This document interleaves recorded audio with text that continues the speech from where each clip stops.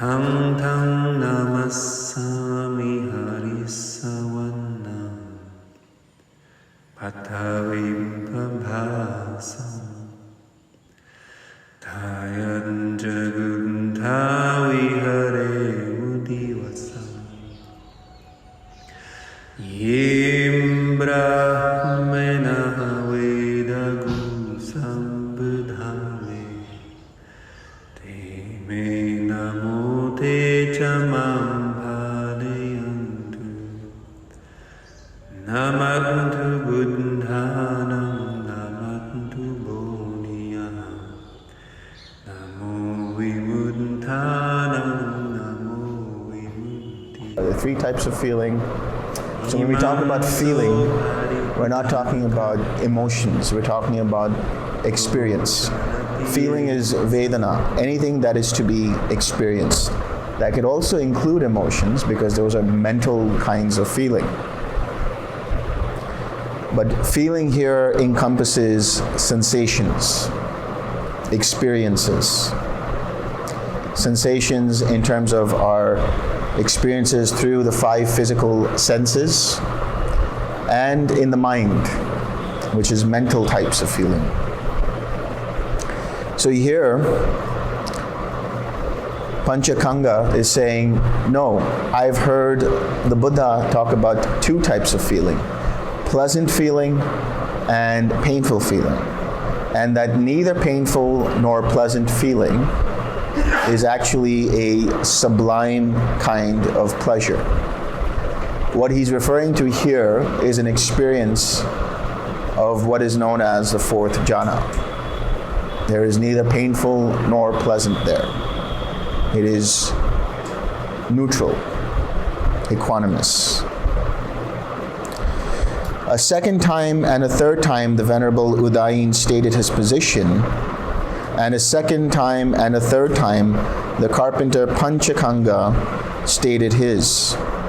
But the Venerable Udayin could not convince the carpenter Panchakanga, nor could the carpenter Panchakanga convince the Venerable Udayin. So they have come at a stalemate. Neither could convince the other. The Venerable Ānanda heard their conversation. Ānanda was the Buddha's chief attendant. Then he went to the Blessed One, and after paying homage to him, he sat down at one side and reported to the Blessed One the entire conversation between the Venerable Udayin and the carpenter Panchakanga. When he had finished, the Blessed One told the Venerable Ānanda, it was actually a true presentation that the carpenter Panchakanga would not accept from Udayin. And it was actually a true presentation that Udayin could not accept from the carpenter Panchakanga. I have stated 2 kinds of feeling in one presentation. I have stated 3 kinds of feeling in another presentation. I have stated 5 kinds of feeling in another presentation. I have stated 6 kinds of feeling in another presentation. I have stated 18 kinds of feeling in another presentation. I have stated 36 kinds of feeling in another presentation. I have stated 108 kinds of feeling in another presentation. That is how the Dhamma has been shown by me in different presentations. So I want to go over these different types of presentations. Bhikkhu Bodhi has commented on this, and I'm going to read from that note.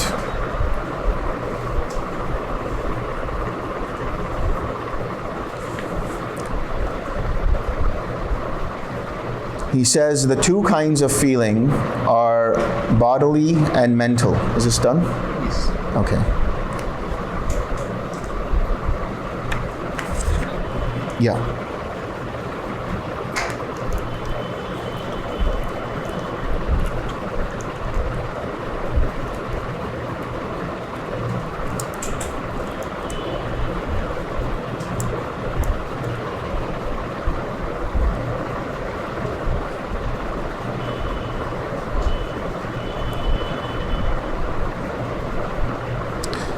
So he says, the two kinds of feelings are bodily and mental, or less commonly, the two mentioned by Panchakanga. The three kinds are the three mentioned by Udayin: the pleasant, unpleasant, and neither pleasant nor unpleasant. The five kinds are the faculties of bodily pleasure, mental joy, bodily pain, mental grief, and equanimity. These are the five kinds of experiences: bodily pleasure, mental joy, bodily pain, mental grief, and equanimity. So when we talk about bodily pleasure is a pleasant experience through the five physical sense bases. Seeing good things, seeing things that are pleasing to the eye, hearing beautiful music, smelling wonderful fragrances, tasting good food, experiencing warmth and comfort, things like that of the body. Mental joy. So mental joy, that's what we're going to explore today with this sutta. When we talk about mental joy, that is encompassed within the experience of the jhanas. Bodily pain. So things that are unpleasant to the five physical senses. Right? Seeing something that is displeasing to the eye. Smelling some kind of disgusting smell. Hearing a cacophony of loud music. Tasting food that you don't like. Wearing coarse clothes. Things that feel unpleasant to the physical senses. And then we have mental grief. Mental grief can arise in different ways. There can be depression, there can be sadness, there can be grief, there can be all kinds of mental unpleasant experiences. And then there's a different type of grief, which is the grief that says, oh, when will I experience Nibbana? That's a different kind of grief. That's the grief of the renunciant, and we'll get into that later. And equanimity. Equanimity, which is upekkha. Equanimity is seeing things as they are without getting affected one way or the other. Having clear mind about what it is that you're experiencing, not grasping at anything, not pushing anything aside, just seeing things as they are. The six kinds of feelings.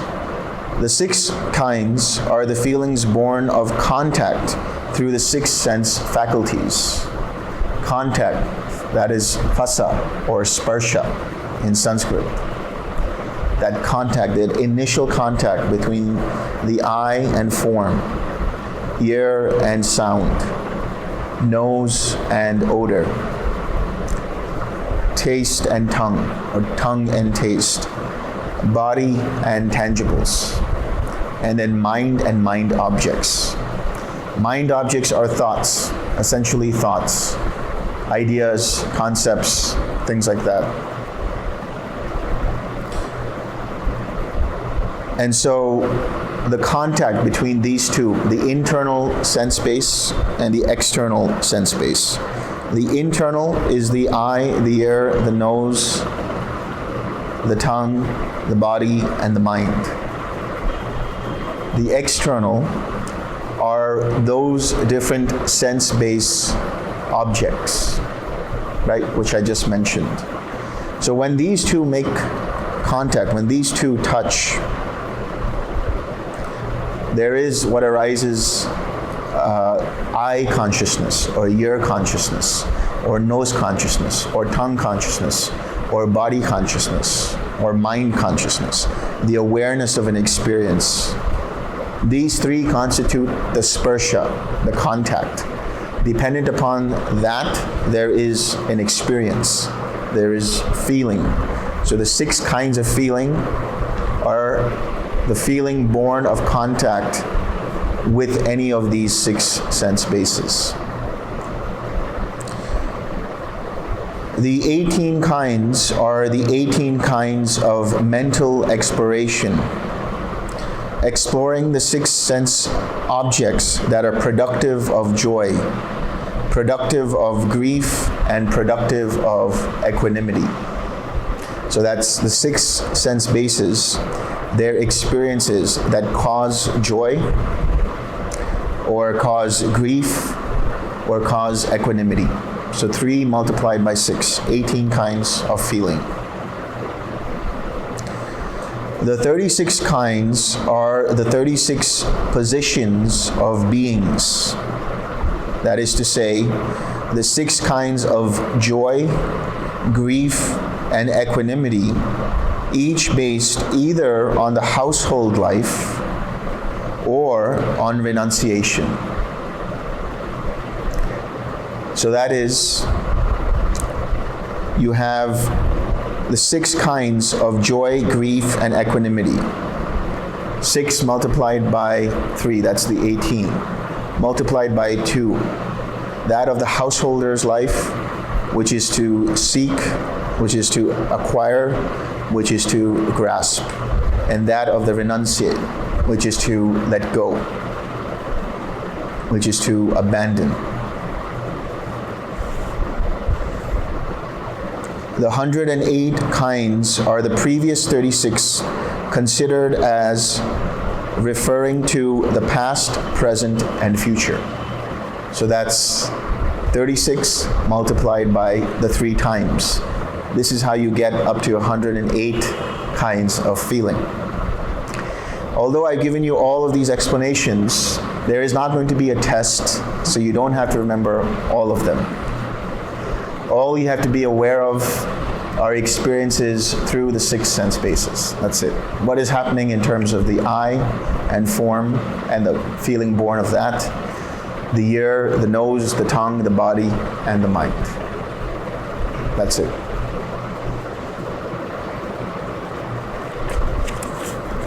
So let's continue.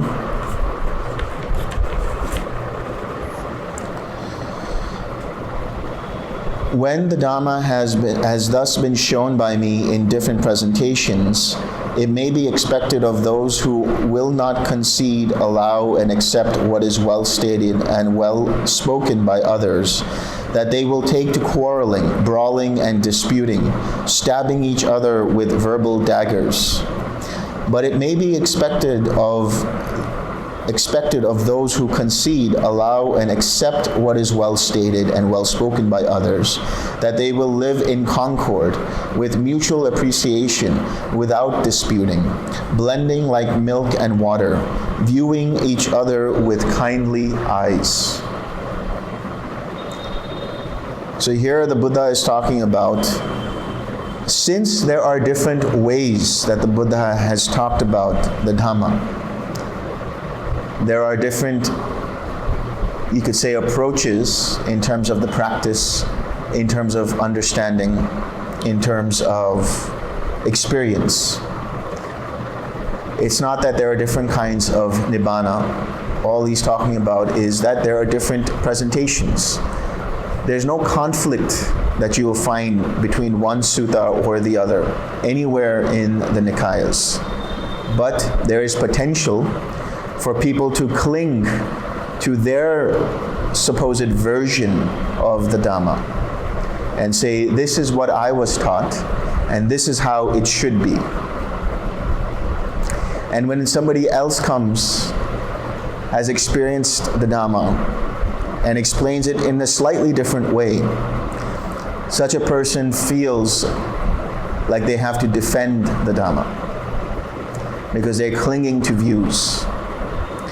But if you have a mindset that is open, a mindset that says, let me listen to this person without making any kind of conclusions, without making any kind of judgments, and then accordingly discern what is it that they're saying. Is it in accordance with what I have learned in the Dhamma?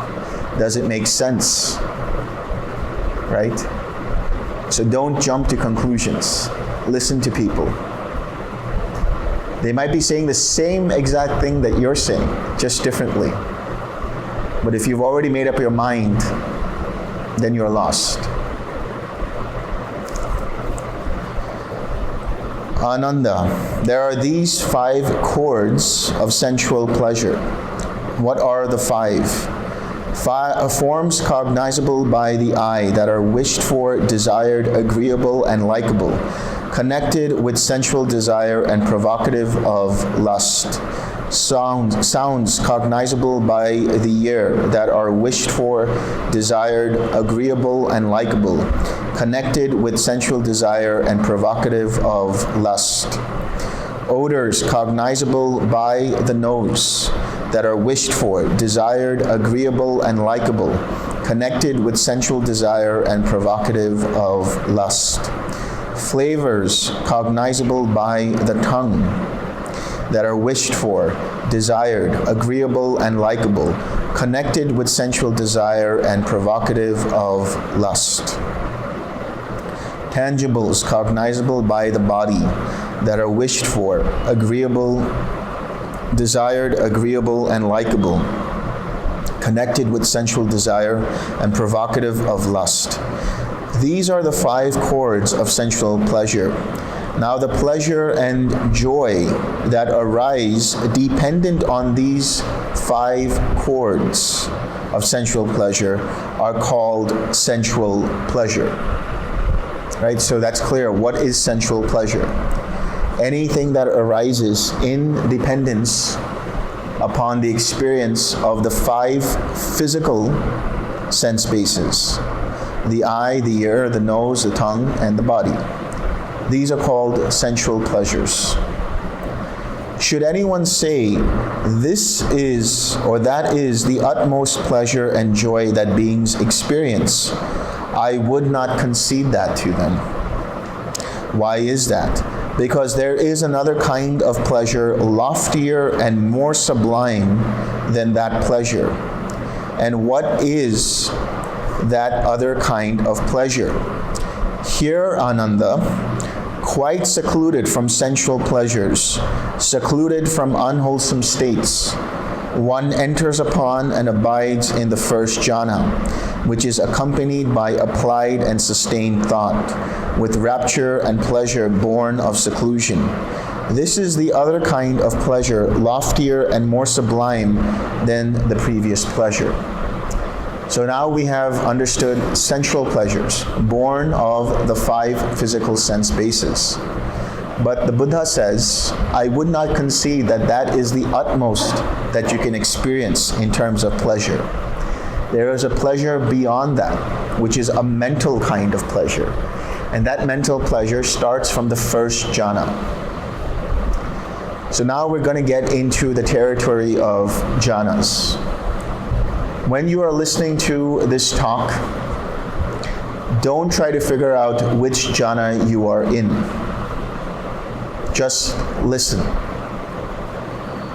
and just understand. Jhanas are states of mind, states of mental experience that are void of any kind of hindrances. In that sense, they are pure. These mental states or these levels are also understood to be levels of cessation. And I'm going to explain as we get deeper into this. There are levels of experience, there are levels of understanding, and there are levels of cessation. So what is the first jhana? He says, quite secluded from sensual pleasures. Quite secluded from sensual pleasures. What does that mean? Your mind, your body is erect. You're sitting down, let's say for meditation, and you close your eyes. Closing your eyes, you're no longer able to see what's going on. You're only seeing what's behind your eyelids. you center your mind around an object. You keep your mind collected by staying with some kind of an object, which means your attention is not dispersed. Your attention is not refracting to different experiences of the sense basis, quite secluded from sensual pleasures. Secluded from unwholesome states. What are unwholesome states? Hindrances. Mind is free of any hindrance. Having let go of that hindrance, there is the intention of staying with an object of meditation. It could be staying with loving kindness, it could be with the breath, it could be radiating loving kindness, it could be the quiet mind, it could be whatever it is. There is now an intention to stay with that. In the beginning of the practice, when you start out, you bring up something that brings up joy to you. You bring up something that brings you loving kindness. And then you stay with that loving kindness. This is the thinking and examining thought, the vitakka and vichara in this case. The vitakka is to bring up something, intentionalizing bringing up an object, and the vichara is to stay with that object, the intention to stay with that object. It's not to contemplate it, it's just to keep your awareness resting on that object. Thinking and examining thought. With pleasure born of seclusion. Seclusion, what does that mean? Mind is secluded from any unwholesome state. Think about what happens when your mind is free of any kind of hindrances. When you keep your precepts, notice this in the mornings when you take the refuges and when you keep the precepts. Pay attention to the quality of your mind. Your mind in that moment experiences something known as pamoja in Pali. Pamoja means joy of the Dhamma, joy of being virtuous. When you keep your precepts, commit to keeping your precepts, your mind becomes uplifted.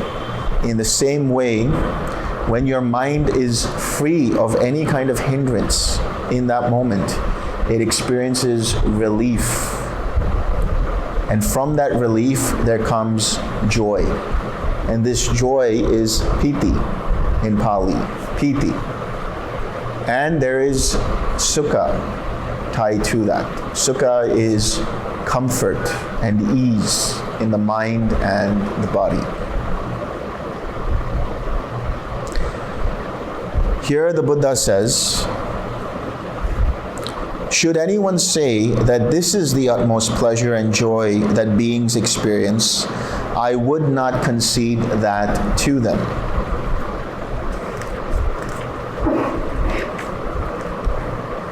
Why is that?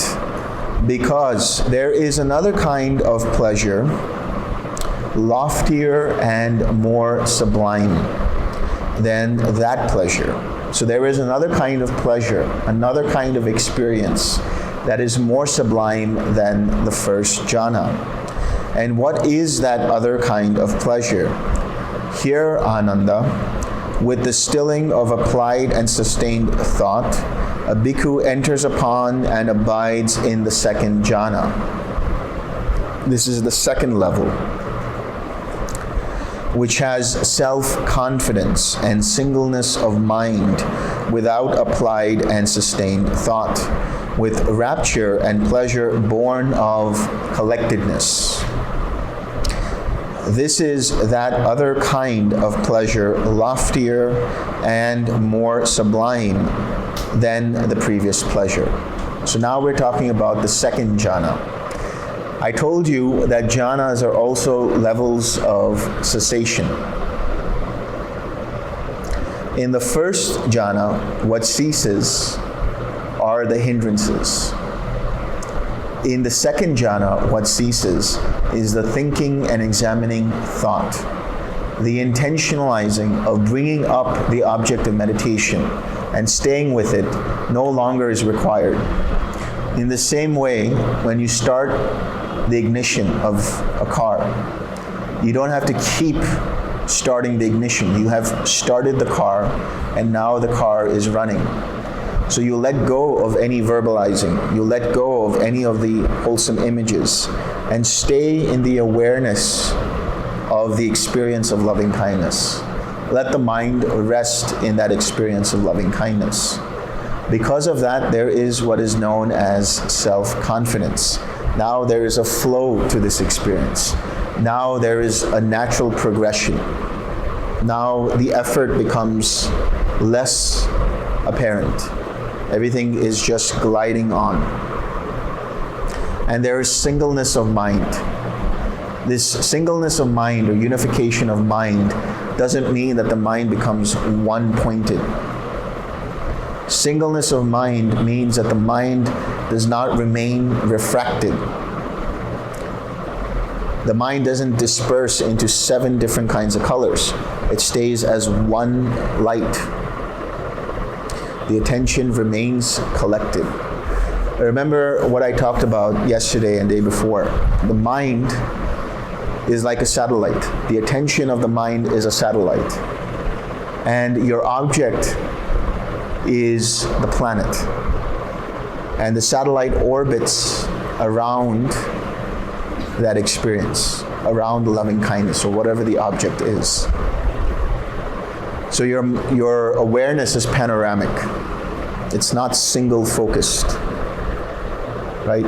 The object allows the mind to be anchored, allows the attention to be non-dispersed.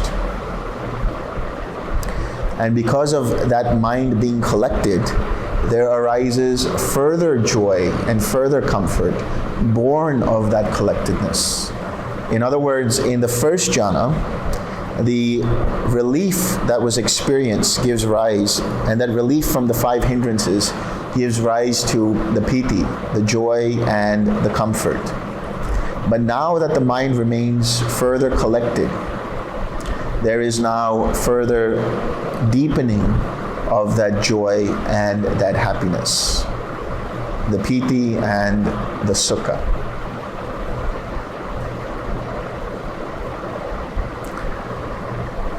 And so again, the Buddha says, should anyone say that this is the utmost pleasure and joy that beings experience, I would not concede that to him. Why is that? Because there is another kind of pleasure loftier and more sublime than that pleasure. And what is that other kind of pleasure? Here, Ānanda, with the fading away as well of rapture, a bhikkhu abides in equanimity, mindful and fully aware, and still feeling pleasure with the body. He enters upon and abides in the 3rd jhana, on account of which noble ones announce, he has a pleasant abiding, who has equanimity and is mindful. This is that other kind of pleasure, loftier and more sublime than the previous pleasure. So now, in the first jhana, the hindrances cease. In the second jhana, the thinking and examining thought ceases. In the second jhana, the joy ceases. And there is a further deepening of comfort in the body. Now, experientially, this can translate in which the body feels lighter. The body feels more comfort. The body feels even heavier, but it's not some kind of painful heaviness. The body just feels grounded, feels rooted. So this is the comfort with the body, the sukha that one experiences. And there is equanimity arising. There's further tranquility. The mind is at complete rest. The awareness remains steadfast with the object of meditation. So that tranquility and that equanimity are signatures of the 3rd jhana. The mind feels at complete ease. Everything is going fine. what you might experience is that the body feels, or parts of the body feel like they are disappearing. The hands might feel like they're disappearing. You might not be able to feel your hands for some time. Your legs might feel like they're disappearing. Your torso feels like it's disappearing. These are some of the things, practically speaking, that can happen as you're experiencing the third jhana.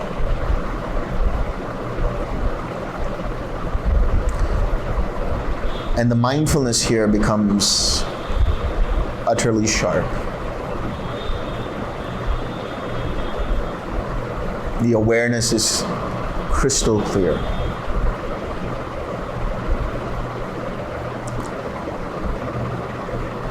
Should anyone say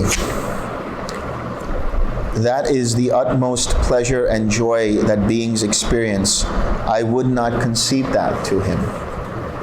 Why is that? Because there is another kind of pleasure loftier and more sublime than that pleasure. And what is that other kind of pleasure? Here, Ānanda, with the abandoning of pleasure and pain, and with the previous disappearance of joy and grief, a bhikkhu enters upon and abides in the fourth jhana, which has neither pain nor pleasure, and purity of mindfulness due to equanimity. This is that other kind of pleasure, loftier and more sublime than the previous pleasure, the fourth jhana. The joy ceases in the third jhana, and there is comfort and ease. Now even that sukha goes away, ceases in the fourth jhana, and what remains is that purity of mindfulness due to equanimity. Purity of mindfulness due to equanimity. The way to look at this is, yesterday I talked about the 7 enlightenment factors, right? The 7 enlightenment factors are mindfulness, investigation of states, energy, joy, tranquility, collectedness, and equanimity. The way to look at the enlightenment factors is that one leads to the next. The mindfulness leads to the investigation of states. The investigation of states leads to energy. Energy leads to joy. Joy leads to tranquility. Tranquility leads to collectedness. And collectedness leads to equanimity. But another way to look at this is in a cyclical way. That is to say, as you are progressing through the jhanas, the enlightenment factors become more apparent and deeper. So the way I would look at jhana is the non-arising of any of the unwholesome states of mind, and the arising and presence of the wholesome states of mind, particularly the enlightenment factors. So as you start to go through this process, as you 6R, you start to activate the enlightenment factors. Remember, when I said you recognize, your mindfulness comes up, your investigation of states comes up, your ability to discern what is wholesome and unwholesome comes up. When you release, there is a balance in your effort and energy. When you relax, there's tranquility. When you re-smile, there's joy. When you return, there's collectedness. And when you do that whole process, you are developing equanimity.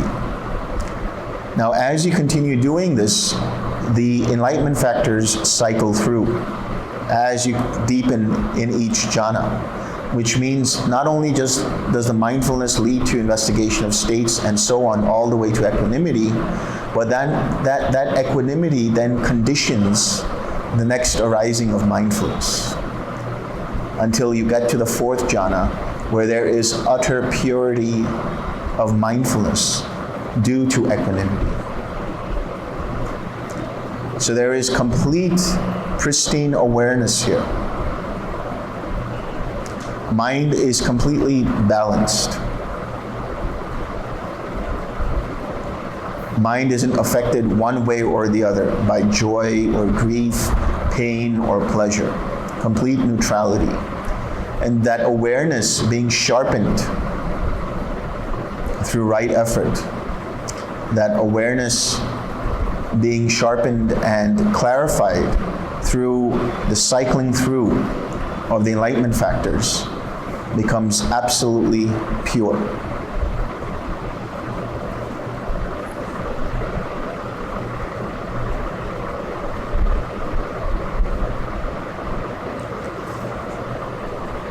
Should anyone say that is the utmost pleasure and joy that beings experience, I would not concede that to him. Why is that? Because there is another kind of pleasure, loftier and more sublime than that pleasure. And what is that other kind of pleasure? Here, Ānanda, with the complete surmounting of perceptions of form, with the disappearance of perceptions of sensory impact, with non-attention to perceptions of diversity, aware that space is infinite, a bhikkhu enters upon and abides in the base of infinite space. This is that other kind of pleasure, loftier and more sublime than the previous pleasure. So technically speaking, there are only 4 jhanas. Now what we are getting into is a territory of what is known as the ayatanas. Ayatana means the sphere of something, the dimension of something, the base of something, the experience of something, the realm of something. So when we talk about the salayatana, we're talking about the 6 sense bases, the basis, foundations. So here the experience is now in the 4th jhana itself. Now what we're talking about when we talk about ayatanas, they are happening in the experience of the 4th jhana itself. So when you come to this point in the 4th jhana, there's also starting to be a loosening of the senses, sensing of the body. And it feels like everything is moving up into the head.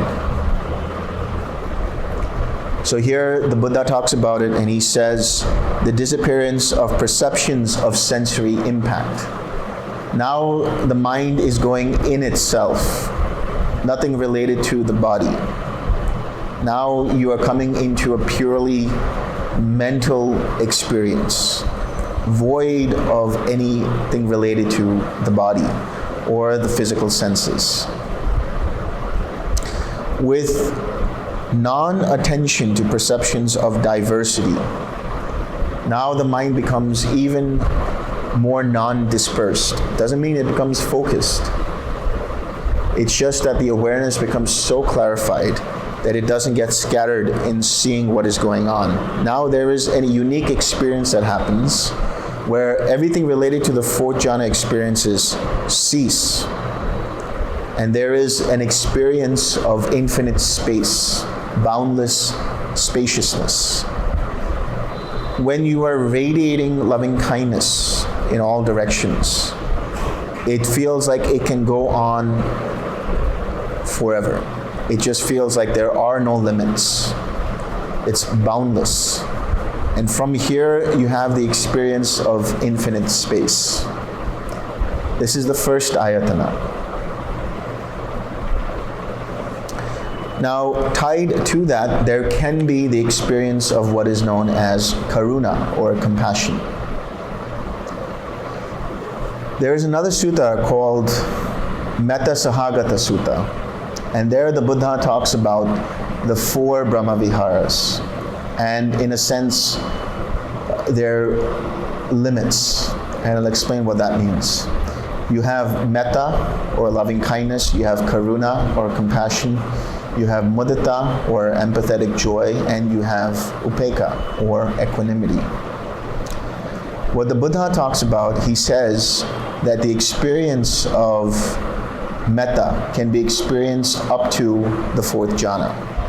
compassion up to infinite space, empathetic joy up to infinite consciousness, equanimity up to nothingness. That doesn't mean that you cannot experience compassion in the first jhana onwards. That doesn't mean you cannot experience or use compassion or use mudita or use upekkha as an object of meditation. You certainly can. All it's saying is it is tied to that experience. So in the case of infinite space, what happens is that the experience of metta gradually softens and changes into a different quality of experience, which is the experience of karuna or compassion. So what is the difference between metta and karuna? Metta, loving kindness, is wanting good for yourself and wanting good for other beings. Wanting benefits for yourself and wanting benefits for other beings. Wanting things that are wholesome for yourself and wanting things that are wholesome for other beings. What is compassion? Compassion is the recognition of suffering in you and therefore the suffering in others. When we talk about right intention in the Eightfold Path, right intention is the second aspect of that. Right intention is made up of three components. Nekama, which is renunciation, letting go of things, non-ill will, and non-cruelty. Non-ill will is facilitated through the cultivation of loving kindness. Non-cruelty is facilitated through the cultivation of compassion. So compassion, recognizing that you are suffering and recognizing that others are suffering. If you truly recognize the suffering in other beings, you will not be cruel to them. You will not seek to add to that suffering. Instead, you would wish that they be free of the suffering that they actually have. Compassion is being there for a person who's suffering, but not being a crutch to them, showing them the way, showing them the method of how to get out of that suffering, and being supportive. But you cannot walk the path for them. You can only show them the path. And so compassion allows you to recognize that violence, cruelty, harmfulness is being in a state of mind with the intention to add to the suffering of other beings. If you truly recognized your own suffering, if you truly recognize the suffering of other beings, then you would never be cruel. Then all violence would stop.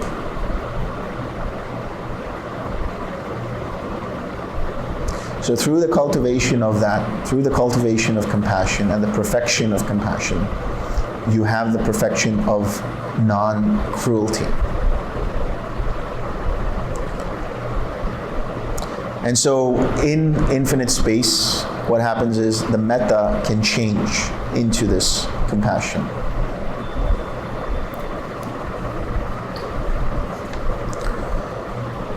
Should anyone say that is the utmost pleasure and joy that beings experience, I would not concede that to him.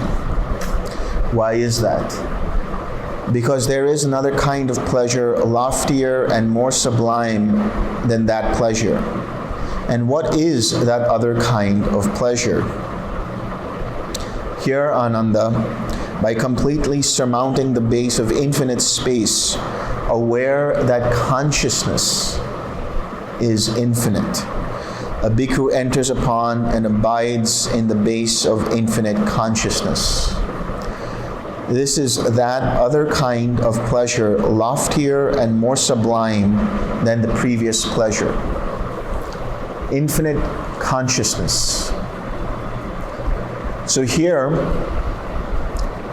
you experience infinite space, and your awareness, your consciousness, becomes aware of that infinite space.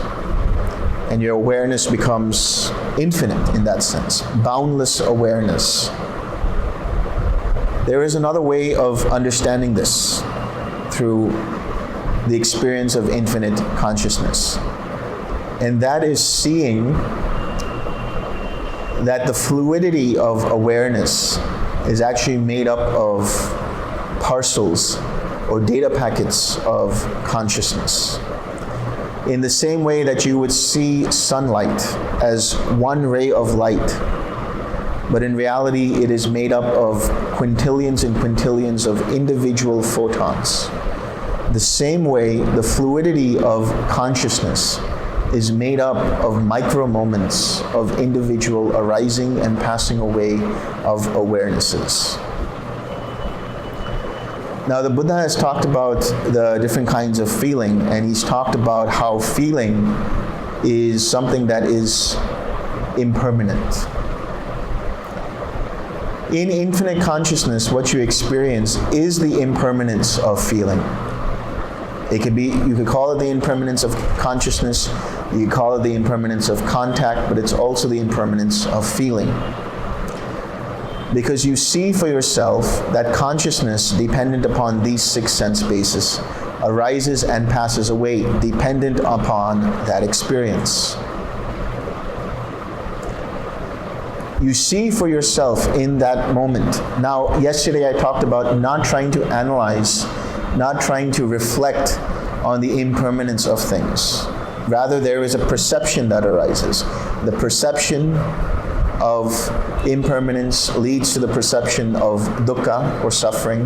The perception of dukkha leads to the perception of anatta, or the impersonal nature of all experiences. The perception of impermanence, or impersonality, or anatta rather, leads to the perception of equanimity. The perception of equanimity leads to the perception of disenchantment. The perception of disenchantment leads to the perception of dispassion, and the perception of dispassion leads to the perception of cessation. So in this experience of infinite consciousness, it will be revealed in your mind through your own experience, the perception of impermanence, of seeing the arising and passing away of consciousnesses, of experiences. And it becomes tiresome. And therefore you see the dukkha nature of all experience. And you see that there is no controller here. It's happening because of a series of causes and conditions. Anything that is dependently arisen is impermanent, therefore liable to cause suffering. Therefore should not be considered as me, mine, or myself. Seeing this, the mind lets go and experiences equanimity. So here in infinite consciousness, what can arise is empathetic joy. After having wished that all beings be free of suffering, you recognize that there are beings who experience happiness, wholesome states of mind, and you relish in that. You are happy for them. This is empathetic joy. Celebrating in the wholesome success of other beings. Empathetic joy is an antidote for jealousy and envy. Why do you become jealous or envious? You see the success of another person and you think, I want that. Why don't I have that? But when you have empathetic joy and celebrate and say, I'm happy for that being, then there is no jealousy that arises. There's actually joy that arises.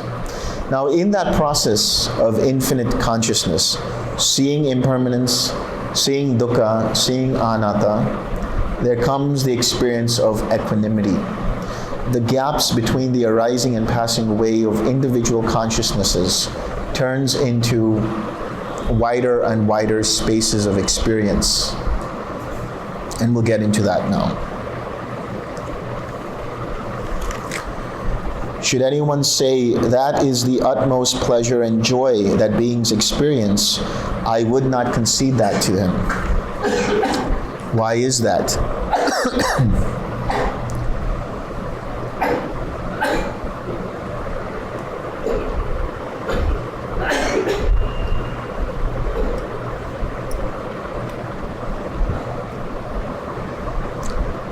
because there is another kind of pleasure, loftier and more sublime than that pleasure. Here, Ānanda, by completely surmounting the base of infinite consciousness, aware that there is nothing, a bhikkhu enters upon and abides in the base of nothingness. This is that other kind of pleasure, loftier and more sublime than the previous pleasure. So now the experience is where the gaps between the arising and passing away of experiences widens, and now there's an experience of nothing being present. Sometimes you'll experience different kinds of things in infinite consciousness. Rings of light, flashes, clicking sounds, phantom smells, all kinds of things. But eventually all of that slows down and there is this experience of no thingness. The mind is aware of an experience of blankness, aware that there is nothing. And tied to that is the Brahma Vihara of equanimity. And you could be in here for a long period of time without any thought arising. Just nothing going on. And at this point, all you are doing is radiating in all directions equanimity. Just allowing that to happen. At this point, all you're doing is putting small amounts of intention. It's like when you drop a pebble onto the surface of a still lake, and there are these ripples that arise. And then the ripples go away for a while. So you add another drop of intention, and then those ripples continue. But then there comes a point where the mind doesn't want to do anything. It just wants to rest in itself. This is what is sometimes known as the quiet mind. But in reality, it is not altogether that quiet. There are things happening under the surface of that mind. But here, mind is just resting on itself. Mind is aware of itself. This is the Pabhasara Chitta, the luminous mind, awareness of awareness. So we'll get into that and what happens there. Should anyone say that is the utmost pleasure and joy that beings experience, I would not concede that to them. Why is that? Because there is another kind of pleasure loftier and more sublime than that pleasure. And what is that other kind of pleasure? Here, Ānanda, by completely surmounting the base of nothingness, a bhikkhu enters upon and abides in the base of neither perception nor non-perception. This is that other kind of pleasure, loftier and more sublime than the previous pleasure. Neither perception nor non-perception. Sounds like a paradox. So what's happening here? Now the mind rests on itself. Here there are the limits of perception. What is perception? We already know what feeling is. Feeling arises dependent upon contact through the sixth sense basis.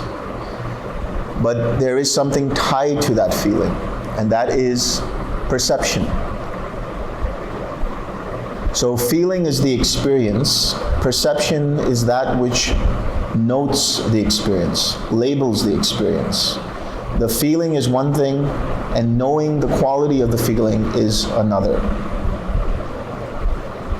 Seeing the color red is the experience. Recognizing it as red is perception. So perception is rooted in learning and memory.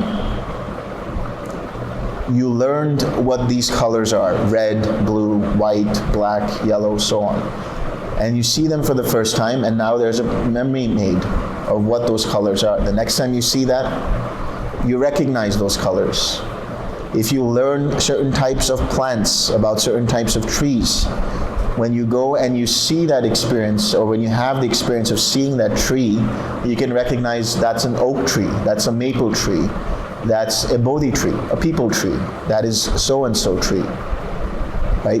So the recognition of an experience is perception. At this level of neither perception nor non-perception, that recognition aspect of the mind destabilizes. The mind becomes so calm, so clear, and then now it starts to shut down bit by bit. And one of the things that's shutting down is the aspect of perceiving things, the aspect of recognizing what it is that you are seeing. That is why neither perception or non-perception is sometimes experienced as being asleep but awake at the same time. Your mind feels like it's totally gone, totally asleep, but you're alert. And random kinds of thoughts, or seemingly random kinds of thoughts, ideas, pictures, what seem to be like distant memories arise. And you can't really make sense of it because you're not recognizing what's going on. You're not able to fully perceive what's happening. And so when you are in this experience, what can happen is there can be gaps in your awareness. These are micro cessations that you're experiencing. The mind starts to have like little shifts and starts to like have a gap in awareness. And then you come back up, but your mind is brighter and you don't know what happened in that previous moment. And those gaps start to become wider and wider, and there's just this level of non-perception that continues on. So at this level, there's still some experience going on. The formations, the samskaras or sankharas, these are like proto-thoughts. They are bubbling up to the surface, but they don't bubble completely up to the surface to create a fully formed thought that you can perceive. You're only starting to see the prototypes of that, little bit. So when you come out of this state, one of the things that you should be doing is spend a couple of minutes recollecting what happened there. And you might notice certain patterns, certain pictures, certain shapes, certain colors, things like that coming up in your mind. And every time you see those things, all you have to do is 6R. That's it. And then you finish your practice. But there is a pleasure that is loftier than this, and we will talk about that. Should anyone say that is the utmost pleasure and joy that beings experience, I would not concede that to him. Why is that? Because there is another kind of pleasure, loftier and more sublime than that pleasure. And what is that other kind of pleasure? Here, Ānanda, by completely surmounting the base of neither perception nor non-perception, the limits of perception, a bhikkhu enters upon and abides in the cessation of perception and feeling. This is that other kind of pleasure, loftier and more sublime than the previous pleasure. Cessation of perception, feeling, and consciousness.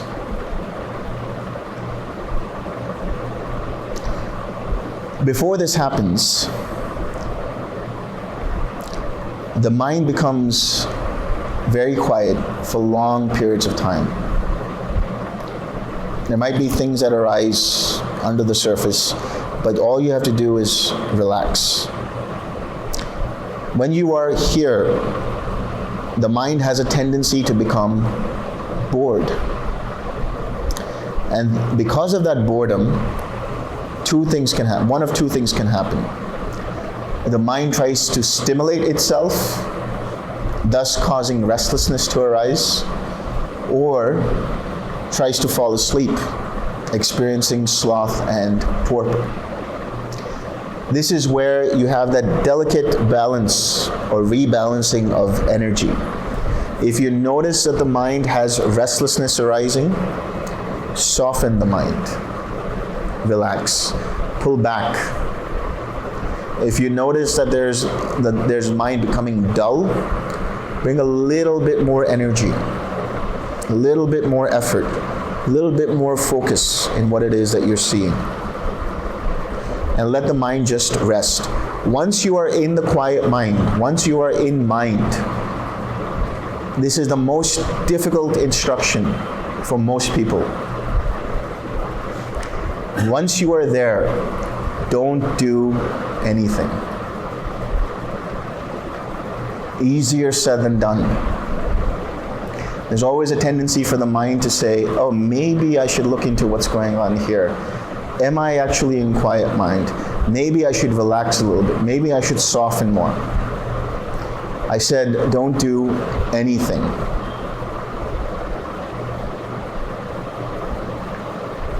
Don't do anything. Now, while you're here, there can arise an even deeper experience before cessation. And this is known as animita samadhi. This is known as the signless collectedness of mind. And here it's like where the mind doesn't even take itself as an object. It's an objectless awareness. It's like taking a flashlight and pointing it up to the sky, and the light goes up into space, and assuming that there is no space object for the light to land upon, that light continues, goes on and on and on. In the same way, when you let go of even the mind and there is just an awareness not landing on any object, eventually the mind, that is the attention of the mind, which is fueling the mind, stops paying attention to anything in particular. So the sankharas that were arising, the mind completely becomes disenchanted with, dispassionate. And since there is no more fuel, since the batteries of that flashlight run out, what happens? The flashlight turns off. The same way, now that there are no more sankharas to fuel the mind, no more mental formations, the mind shuts off. Now there is complete cessation of all perception, feeling, and consciousness. And it can happen for a split second, it can happen for who knows how long. You won't know you're in that state. But when you come out of that state, you will definitely know something happened. In fact, a lot of times people will say, what just happened? Wow, that was amazing. Whatever happens after that, we will talk about in our private interviews. But this is a preview of what can happen if you continue with this practice. It is possible, Ānanda, that wanderers of other sects might speak thus. The recluse Gautama speaks of the cessation of perception and feeling, and he describes that as pleasure. What is this and how is this? Wanderers of other sects who speak thus should be told, friends, the Blessed One describes pleasure not only with reference to pleasant feeling. Rather, friends, the Tathagat describes as pleasure any kind of pleasure, wherever and in whatever way it is found. So even the feeling of no feeling is actually pleasurable, is pleasant. Because you realize all feeling is conditioned. All feeling that is conditioned is impermanent.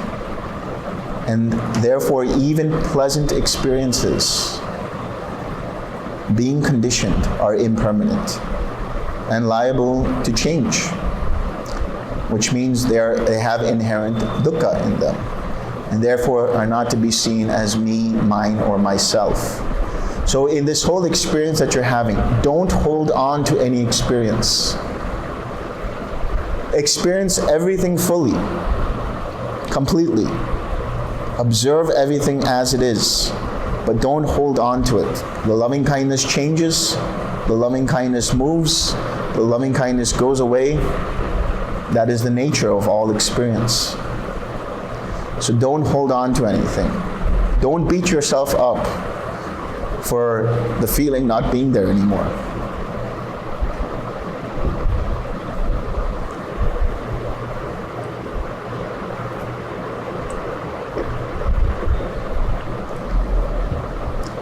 If you hold on to an experience, there arises further craving for that experience, and you don't continue on to the journey, you don't continue on to the path. Instead, you become stagnant.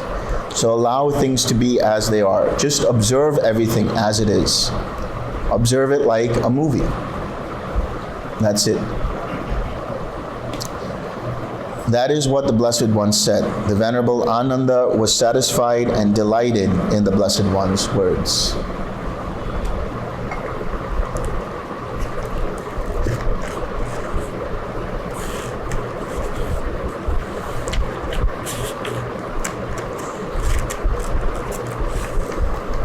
Any questions?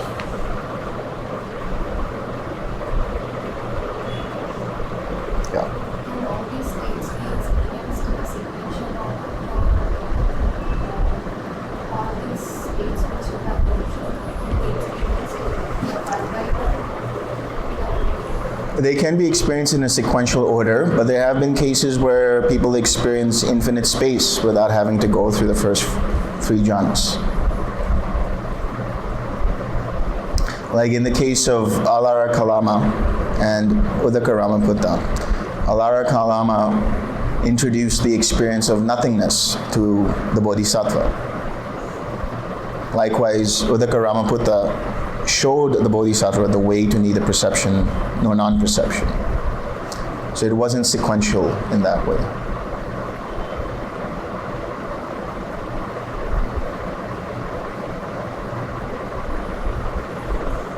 What's a so-and-so tree? What's a so-and-so tree? What's a? What's a so-and-so tree? So-and-so tree? Yeah. Oh. So-and-so tree. So and so forth. You were enumerating these trees. Yes. So-and-so. Yeah. So an etc. tree. It's an etc. tree. Testing the audience of the listener.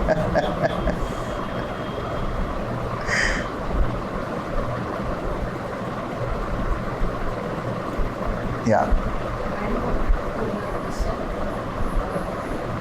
If a person is meditating, then every time it's instructed to start with loving kindness. And the mind doesn't want to radiate loving kindness, it just wants to be in quiet mind. Then will it flow in what you said just now? Or it just jumps into that? Will it flow or it just jumps?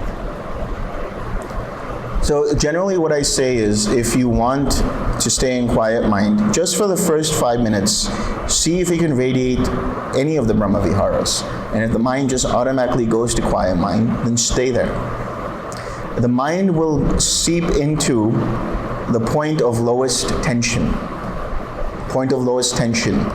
This is what I learned from Venerable Metananda, where you carve out the different experiences through the Brahma Viharas up into quiet mind. And then the mind will seek what is the point of lowest tension, always. So if it wants to go there, let it go there. Sometimes the mind feels like it wants to radiate mudita. Radiate mudita. Sometimes it feels like it wants to radiate equanimity. Radiate equanimity. And then once it gets into mind, quiet mind, let it be in quiet mind. So nowhere do you need to start with loving kindness. If the mind feels like going at one particular Brahma Vihara for that particular meditation, start from there. If it feels like it wants to go directly to quiet mind, I would recommend that instead of doing that, spend a few minutes radiating. This balances out the energy in the mind. And eventually it does feel tense for the mind to do anything. And at that point, don't do anything and just stay with a quiet mind.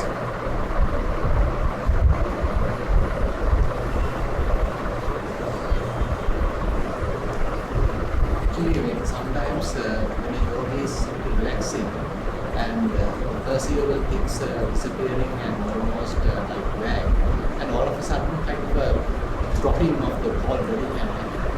How can we explain that what's really going on? When you say dropping of, It's not that he's sort of say getting sleepy or something. It's not nodding, but the whole body like collapsing momentarily, and then he kind of sort of feels it and then again raising up. But something has happened, he feels. Yeah. But how to explain that in terms of Dhamma? So this can happen in neither perception or non-perception, where the mind experiences gaps in awareness and it kind of drops. Sometimes that's also led by physical sort of, But when the mind comes back up, there's no grogginess over there. There's no dullness there. In fact, there's a brightness over there. So this is happening at neither perception, non-perception. This is one of the qualities of the experience of neither perception nor non-perception. So does that mean that this happens as a kind of momentary experience that one can't be in that state for a long time? No, it's just that the mind is starting to loosen its perceptions. Perceptions are ceasing. So those micro gaps in awareness are the non-perception aspect of it. Neither perception nor non-perception. Until it eventually becomes into full cessation of all perception. So during the full cessation, how one is maintaining one's posture? Probably because of good sitting practice. But I know that some people who, if they have experienced cessation, what they notice is like they're completely kind of slouched for that time being, of being in cessation. That's okay, that's fine. But so far, I've never heard of anyone kind of falling off their chair yet, so. How about recommending, say, to kind of a leaning chair so that you are fully rested and you are very sure that your body is completely resting, Yeah. so it doesn't fall off. Yeah. So then it may be quite easier for him to continue without worrying about it. Yeah. Actually, I had somebody who did feel like they were going to drop off of their chair if they got any further. But when they did have some kind of an experience, they found that it was okay. Like they didn't actually fully drop off. So I think when you're like that, there's very limited chances. I wouldn't say zero chances, but very limited chances that you're going to fall off of your chair. The thing is that sometimes when you are explaining all these things, you touch upon some samatha aspects as well as vipassana aspects, sort of one attains complete cessation. So it's a kind of combination of all these. Yes. So, but there are certain yogis, say, when they start practicing maybe samatha or just the beginning of the practice, but they go through kind of completely unawareness, kind of, and then they are there for quite some time. Yeah. And after that, only they say, okay, I was there, but I was not aware what has happened. So how do you distinguish between this and that? Right. So you brought up a good point here, because this is mentioned in a few other suttas when they talk about what is required for cessation, true nirodha. Serenity and insight, samatha and vipassana yoked together.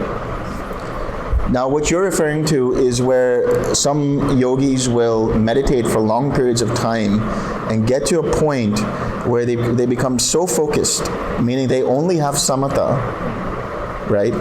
Where it just becomes where like they have no awareness of anything. So this is in alignment with what is known as the realm of the unconscious beings, or imperceptive beings, let's say. Yeah.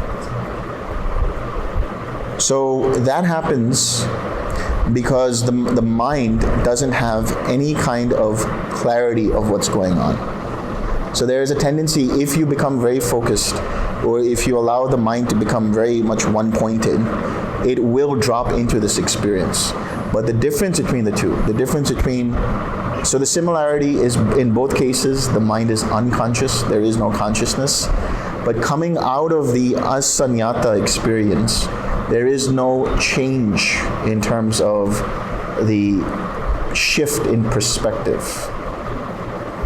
Whereas when you come out of cessation, there is a definitive experience that happens where the mind has touched something, and having touched something, experiences a dropping of certain kinds of unwholesome states and fetters.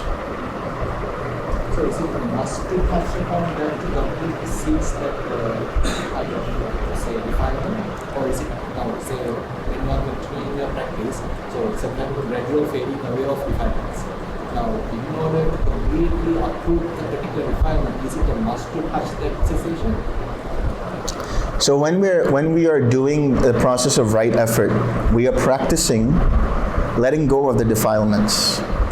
Doing that and then getting into samadhi, getting into samatha and vipassana, the mind has been calibrated through its process of right effort to let go on an even deeper level to a point where that fetter will no longer arise, or where that defilement will no longer arise. So the practice of continually letting go in daily life is facilitating the remainderless fading away of that defilement altogether. Which means the cessation, it's not that the cessation is a must, but the deep experience that leads to a cessation allows for the mind to drop that fetter altogether. There have been cases in the suttas where people have been listening to the Dhamma and then attained stream entry. So they have let go of the fetter of doubt, let go of the fetter of wrong self-view, let go of clinging to rites and rituals. But there was no supposed cessation that preceded it. At least that's not what the suttas imply. They talk about the arising of the Dhammacakra. The arising of the Dhammacakra. Vision of Dhamma. Yes. That's what's used. Yes. And I think it's good to, if I can add on to this, I think it's good to specify that that's one of the things that I really like about Bhante when he was explaining this, is that this is a very different practice where instead of using force to control the mind and to make it be the way that, let's say, the seven sports of awakening, we would like them to be collected and, really happy, really interested. It's force. But that is not, when the force is not there, then it all collapses. Yes. It falls apart. Yes. But this practice is very different, whereas we are using wisdom. We are using discernment. Yes. There's no question what is this distraction when you force your mind to be up and out there. But bringing up the metta, for example, and then the mind wanders and the metta goes away, and there's this questioning, and there's that discernment I'm going to really talk about, wisdom. There's this, my mind was uplifted, it was collected, it was happy, and then it was gone, it was distracted. And there's an understanding. Yeah. And so it's a very, very different path. And that's why the cessation that we were talking about here is a very different cessation than this kind of lapsing of awareness where actually in many different traditions they talk about coming out of this and awareness is kind of groggy. Yeah. It's not actually clear. It's a bit dozy. But it's really, this practice is very different where it's actually,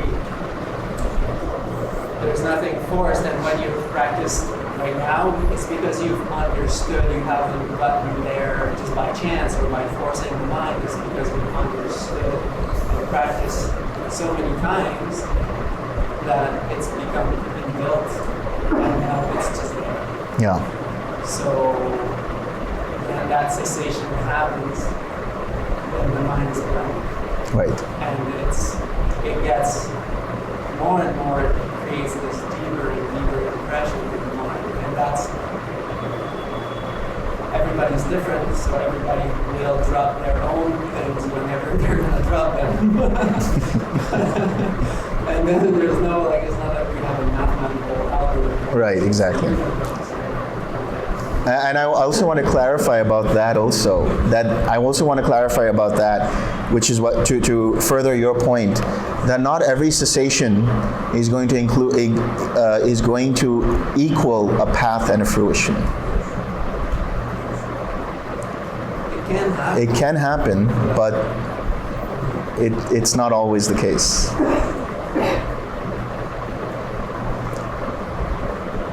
So, for those of you who don't know what we're talking about, is we're talking about path and fruition. What we're talking about is the 4 stages of awakening. So, in the context of the Dhamma, there are 4 stages of awakening. There is stream entry, or Sotapanna. There is once returner, or Sakadagami. There is a non-returner, or Anagami, and there is one who is fully awakened, or an Arahat. And in each of those 4 stages, there is an entry into them, which is the path, and then there is a fruition, which is basically the fruition of that particular attainment. So the path is entering upon the stream, entering into the awakening of once returner, entering into the experience of a non-returner, or entering into the experience of an Arahat. And the fruition, so now if you enter the path of a stream enterer, when you pass on, before you pass on, you will definitely experience the fruition. So if anybody here thinks that they have experienced the path of something, and they're trying to struggle to get the fruition of something, take it easy. It'll happen. So just to elaborate on these different stages of awakening, in the case, there are these 10 fetters. And in each stage, or in almost every stage of awakening, certain fetters are dropped. So as we understand it from the suttas, in the case of a stream enterer, there are 3 fetters that drop. First fetter is the belief in a personal self. This is different from conceit. The belief in a personal self means that from an experiential level, you understand in your mind completely that there cannot be a permanent self. You understand completely that there cannot be a self that is independent of causes and conditions. That whatever arises as a self arises dependent upon causes and conditions. You see it for yourself. You see it for yourself when you have this experience of stream entry. Then, because you've had this experience, you also have no more doubt in the Buddha, Dhamma, and Sangha. And you don't have any clinging to rites and rituals, with the idea that those rites and rituals will take you to an experience of awakening. So all those go away. In the case of a once returner, that is a Sakadagami, the sensual craving, or the sensual lust, and the aversion are greatly decreased. So the mindfulness of such a person is so sharp that they're able to see the seed of that lust, or the seed of that aversion. and 99% of the time, maybe less, are able to let go of that. Sometimes what can happen is they have a lapse in mindfulness, and therefore there is the arising of that lust or the arising of that aversion, but they're able to immediately recover from that, let go of that and recover from it. In the case of an anagami, there they have let go completely of sensual lust and aversion. Not even a seed of sensual lust, not even a seed of aversion will arise in them. And then finally with the arahant, the second 5, so the first 5 are gone in the anagami. And the remaining 5, the conceit, the restlessness, craving for form, craving for formless, and ignorance. These 5 completely go away. So restlessness, we talked about restlessness the other day, and you said restlessness is also that general movement of the mind that happens. When you sit down to meditate and you close your eyes, there's this general movement. And as one teacher would say, it's like you have to take out the trash before you actually fully meditate. In the case of an arahat, there's no trash in the mind to take out. So there's no restlessness at all. Now the conceit, taking things as me, mine, or myself, different from the belief in a personal self, that conceit is gone. So the mind will no longer have any kind of attachment of an I or me or mine in relation to any kind of experience. So there is a list. I'll have to have someone send Bharat that list. I don't know if you still have it or not, but we'll send it. Which talks about all of the different types of conceit. The 1 type of conceit, the 2 types of conceit, the 3 types of conceit, the 4 types, the 5 types, the 6 types, the 7 types, all the way up to the 11 types of conceit. Adding all of that up, that's something like 44 kinds of conceit, something like that. So that conceit, all of that goes away. The pride in knowledge, the pride in one's wisdom, the pride in the Dhamma, the clinging to the Dhamma, the attachment to the Dhamma, all that goes away. Dependent upon that, there is no more of that restlessness. Dependent upon that, there is no more craving for jhanas either, craving for form realms, craving for formless attainments, craving for infinite space, infinite consciousness, nothingness, neither perception or non-perception. And because one has completely understood the Four Noble Truths, that is to say, one has fully understood suffering, understood dukkha, fully abandoned all of the causes and conditions for that dukkha, and experienced completely the nirodha of dukkha, the cessation of dukkha, through the perfection of the cultivation of the Eightfold Path. Ignorance gets destroyed. When we talk about ignorance, we talk about ignorance on 2 levels. There is the ignorance where you don't even know about the Four Noble Truths. And then there is the ignorance that arises where you are introduced to the Four Noble Truths, but you become ignorant of them when there is a lapse in mindfulness, a lapse in awareness. And that is dependent upon what are known as asavas. These are deeply rooted aspects of the mind that create suffering. So there is the taint of sensual desire, the taint of being, or the desire for being, and the taint of ignorance. These are all dependent upon a lapse in attention. Every time you have an experience, and you take that experience to be personal, and you have a lapse in awareness, a lapse in mindfulness of that experience as being impermanent, liable to cause suffering, and being impersonal. If you don't see it that way, it can feed back to the asava of ignorance. And if you act upon it with sensual desire, it can feed back on the taint of sensual desire.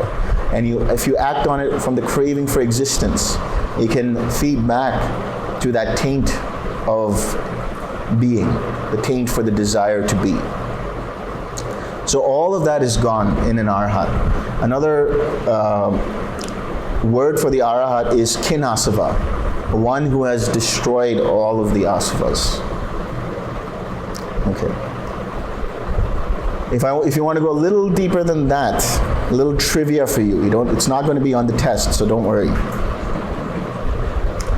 There are certain types of sotapannas, certain types of anagamis, and certain types of arahats. There are 3 kinds of sotapannas in the suttas. There is the sotapanna where up to 7 lifetimes they will have to take rebirth until they have full awakening. There is what is known as the Kulankala sotapanna, from one clan to the next clan, up to 3 lifetimes. And then there is the Ekabija sotapanna, the one-seeder, who takes birth one more time and then attains full awakening. The Sakadagami does the same thing, but there is a key difference there. With the Ekabija sotapanna, they will always take birth on an earth plane, whereas a sotapanna can take birth, a Sakadagami can take birth in any of the 6 sensual heavens, and from there attain anagami. Now, when we talk about an anagami, there are 5 types of anagamis. There is the anagami who becomes fully awakened just prior to the experience of death. There is the anagami who becomes fully awakened and attains parinibbana upon landing in the next life. There is that anagami who becomes an arhat upon landing, or it takes some time. Then there is the anagami who takes effort in the next life to become an arahat. And then finally, there is that anagami who has to traverse through each of the 5 abodes until becoming fully extinguished. So this is a little trivia for you.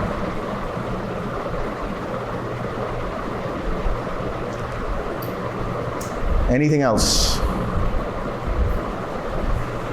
actually we were talking about practically the technical way that they are explaining this using the fetters. Now, typically fear typically comes under the inhibition. Right. So how one can face away fear? Say you have example, like say you have a way to explain something and you feel that some kind of panic. Yeah. So how one may be able to fade away that and use it in a more conducive way to have a set of fear or something like that? Right. So actually there's a sutta, which is sutta number 4. Bhaya Bhairava Sutta, fear and dread.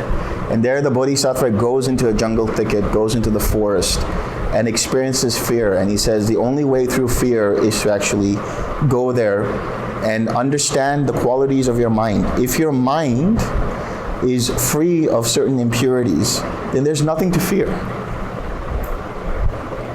So actually, one of the antidotes is to look into your mind and be aware of the wholesome states that it possesses.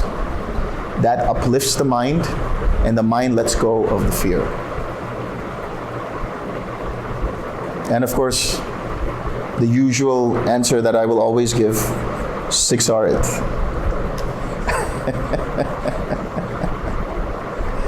But being aware of the generally good qualities of the mind makes your mind uplifted, and the fear kind of just melts away. That's an interesting point where, how would you see fear? For me, fear, I see as more like restlessness, not as much as Like anxiety. because I'm reflecting what I'm about. Yeah. I mean, it's kind of like a breaking point between anagami and arahant. Yeah. Yeah. And it's really kind of a wonder. Because the Buddha seems to say that pretty much fear goes away with arahantship.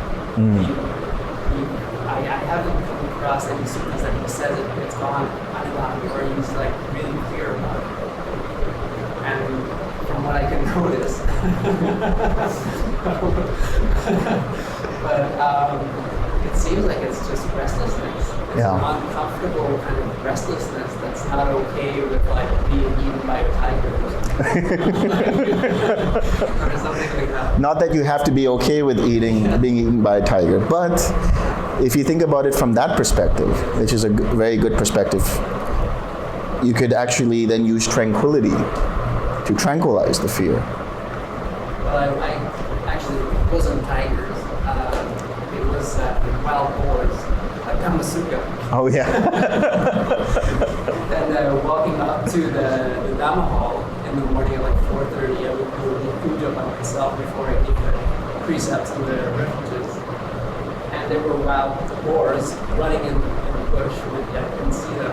Well, what time of the year was this? That was That was in May? I probably won't be there then. But it was a really interesting reflection to feel that fear arising. So it was actually, if you think about that fear or that restlessness, it was a undue expectation of something that might not happen. There is an expectation that that wild boar will appear, and it didn't happen.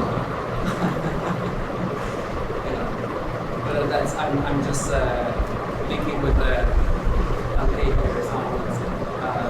on this with ill will, because that's really that's something that I've been wondering. Yeah. What I could see is that I know this is Buddhism and Dhamma and everything, but I have to quote Yoda here, where he says, fear leads to anger, anger leads to hate, hate leads to suffering. So I could see that the fear, the restlessness, could potentially give rise to ill will. Yeah. Sensual desires. Yeah. I think also a lot of fear comes back to the fear of death. And Ajahn Chah writes about this experience he had where he was meditating in a charnel ground, and he was alone, and he was still a young monk at the time. And he was hearing what he perceived to be a ghost walking along, and he could hear the footsteps. And then it got closer and closer to him, and he knew he couldn't run, there was nowhere to run to. And then it was in front of him, and he could perceive it kind of about to kill him. And so he looked into his fear, and he thought, what am I actually afraid of? It's non-existence. And then he just kind of put it away, and he experienced the incredible relief and joy from that. And then the ghost went away, and it started to rain, and he had immense relief. So I think it might be every fear might be able to be traced back to the fear of non-existence in some way or another. Yeah. And that fear can also be dependent upon conceit, taking things personally. I'm afraid because that wild boar is going to harm my body. I could die. I could get hurt. Say you are the center of focus. If you have a lot of personal belief, then you feel that you feel fearful of what others would think about me, whether I would fail in the situation. Right. That represents the amount of personal belief Right. in oneself. Right. And it's so strong, then the fear would be more strong. Right. So what I see, that's why I say the conceit is really the basis. The conceit is the foundation upon which restlessness arises. Otherwise, what would you be restless about? It would, like you just said, if there's a personality view and then there's a conceit where you identify with one or more of the five aggregates in one or more of the four ways, that is to say, you see your body as self, or you see this body belonging to you, and so on and so forth. Having seen it in that way, you will try to defend yourself, or you will feel afraid, what if I fail? What if I'm not able to speak in person? All of these things that happen. So the conceit is always the foundation. And that conceit, I would say, is dependent upon ignorance. So although we have that 10-fetter model that we see traditionally from the suttas, it does boil down to the conceit at the higher levels, with the ill will and the aversion or the sensual desire. It's still some kind of conceit. It has to pleasure me. I have to seek it out because it makes me feel good, or I have to push it away because it makes me feel bad. So some kind of identification process is still going on there. But dependent upon that, there can be the arising of restlessness. which let's say we could say that is fear and anxiety, or remorse, restlessness and remorse. And then also dependent upon that conceit is craving for existence or craving for non-existence. But that conceit can be dependent upon ignorance, not being aware of the Four Noble Truths in every moment. Where does non-existence fit in comparison with Because, for example, when you identify with an experience which is very unpleasant, extremely unpleasant, the height of that can be the desire for suicide. So there's a craving for non-existence because you think that it will feel good if I do that. It's an escape from things that feel extremely unpleasant. But also non-existence has the quality, the flip side of it, of complete panic of non-existence. So the fear of non-existence as well. The craving and the fear, these are two sides of the same coin. That is why we say craving and aversion, desire and aversion. They're really two sides of the same coin. So that comes before conceit or after conceit? It is through conceit that it arises. It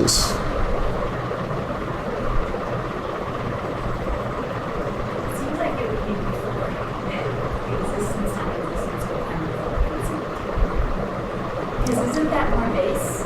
No, we're talking about the craving or fear for existence or non-existence.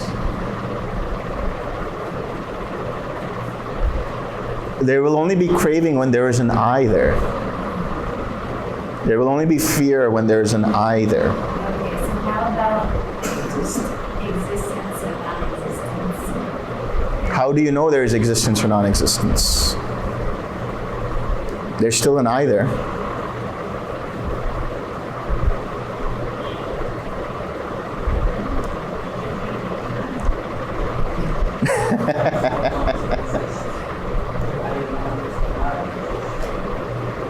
It's an experience. It could be an experience without an I.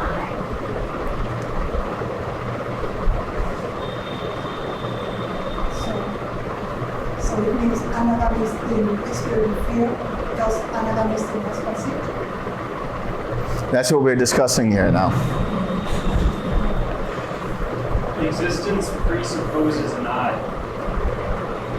Yeah.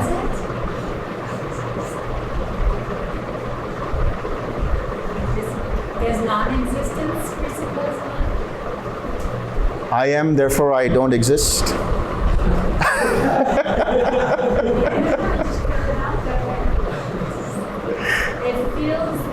It feels like I've had. But okay, if there is existence, if there is just existence without the I, right?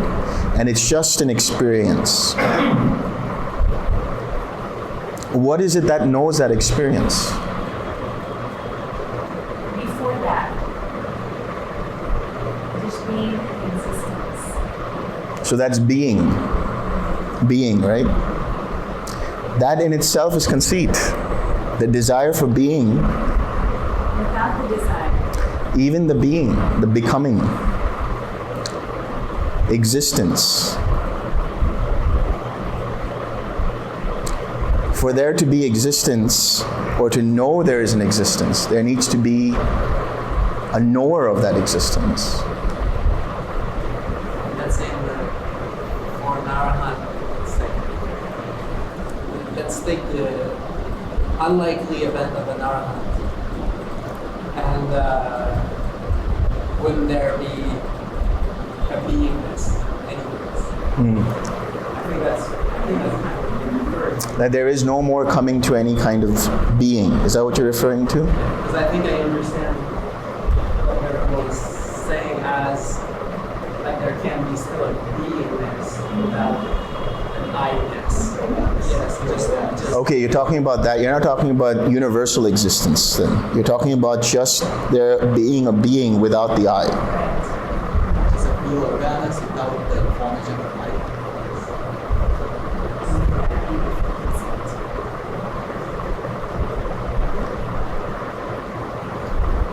I think that word is craving. For craving for being. Craving for existence. So it's kind of. But here's a question, since you brought up the topic of the Arhat, right? So the Arhat says that there is no more coming to any kind of existence, any new existence, no more becoming, no more being. There is a sutta called the Satta Sutta, where Satta, like being. So it's another connotation for the word being, where somebody asked the Buddha, what does it mean to become? What does it mean to be? What does it mean that you are a being? And the Buddha talks about it. He says, insofar as there is an identification with one or more of the five aggregates in one or more of the four different ways, there is the stipulation of a being. So if an Arahat has let go of all conceit, are they a being or are they not a being? Coming has stopped. Right. Neither nor, or both, or neither both or not.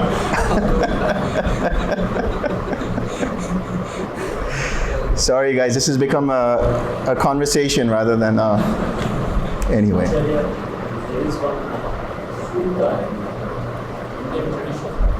It's known as Nasadiya Sutta. Where from the entire existence has come, why it has come, how it has come. Nasadiya Sutta. Right. The Nasadiya Suktam in Rig Veda talks about not knowing where it came from, neither knowing if it came from somewhere, and all of these other kinds of standpoints. For the Arahat, all of that goes away.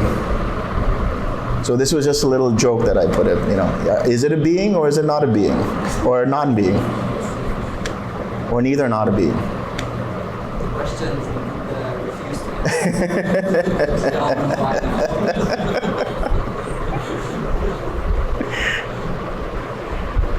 But yes, in terms of a being, a beingness, that is to say that there is an experience going on without the superimposition of an I, that is possible. So that comes from the Bhaya Sutta, which I talked about last retreat. In the seen, there is only the seen. In the heard, there is only the heard. In the cognized, there is only the cognized. In the sense, there is only the cognized, the sensed. If Bhaya, there is no you in that, no you before that, and no you after that, just that is the end of suffering. So no superimposition. There's just an experience, but no experiencer added to the experience. Same way I would say with the meditation. There's just the meditation. Yes, there's an observing of the meditation happening, but there's no superimposition of a meditator in the meditation.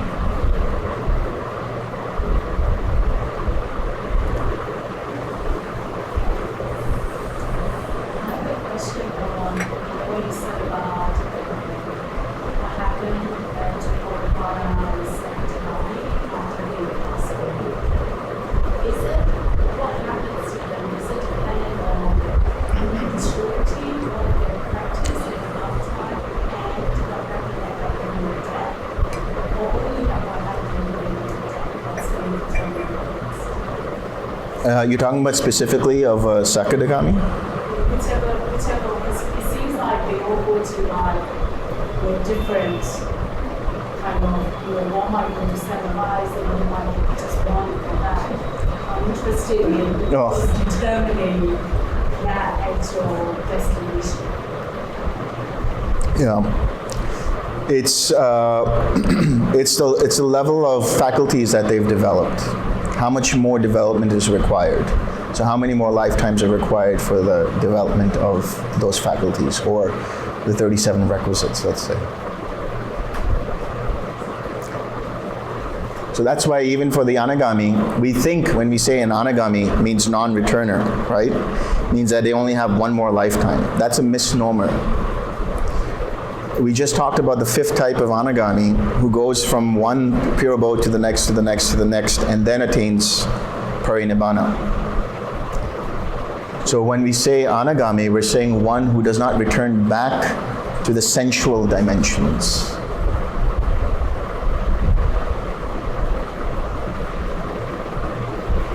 What are the different ranks does an anagami go? There are these 5 pure abodes. Sudasa, Sudasi, Aviha, The Suttavada. yes, Sudavasas, yeah. The pure abodes, they're called, yeah.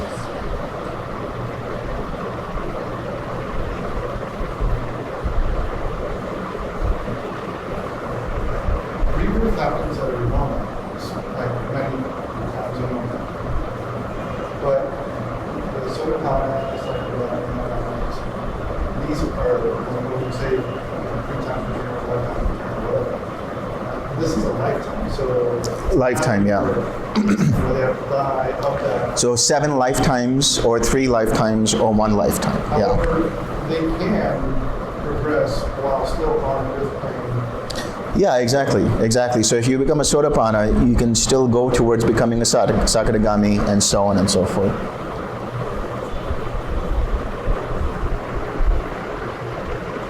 I think for me, it's an interesting reflection to think that a Sotapanna, for example, is known to have 7 more lifetimes, and then a Sakadagami will have 1. What about the 5th and the 6th? We make such really like concrete, Yeah. hard things, Yeah. these, claimed attainments and things like that. Yeah. But when are you hitting your 4th lifetime or your 5th lifetime? Right.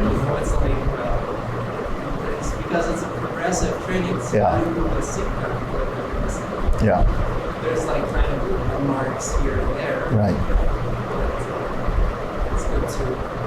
That's a good point. If you have up to 7 lifetimes, what lifetime are you in now? Have you marked, the last time?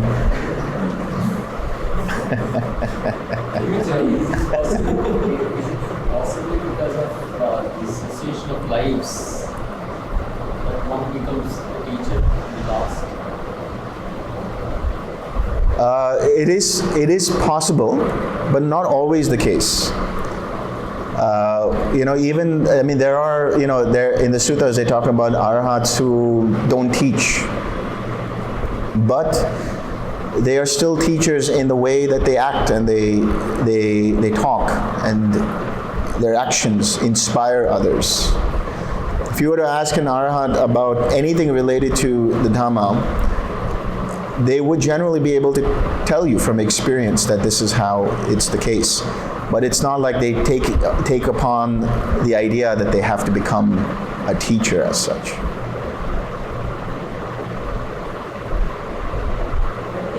Right now, we are continuing with the practice. The fruition takes place for the next stage or something. Yeah, so for example, it says that if somebody becomes a stream enter with path, then before they pass on, at the time of death, they will attain fruition. Or if somebody was a Sakadagami with path, then at the time of their death, they would attain fruition of Sakadagami. Not that they would attain the next step, but they would attain the fruition of that particular path. Could you explain how one confirmed that it was attained fruition? After many experiences, testing the mind.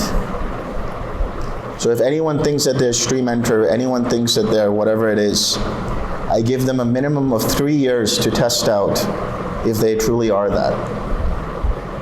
It was 5 years before, but now I'm being a little more generous and I'm saying 3 years. So you have to have the mind be able to be in different situations, different circumstances, dealing with different kinds of people, and see what kind of reactions are happening in the mind. And ultimately, to try to confirm for yourself, there's not really much use there, actually. It's really how much suffering have you let go of? How much craving have you let go of? How much ignorance have you let go of? What is your understanding of the Dhamma? How do you react in difficult situations?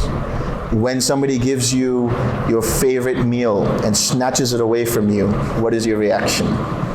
You know, different kinds of situations like that. Probation period of 3 years, yeah.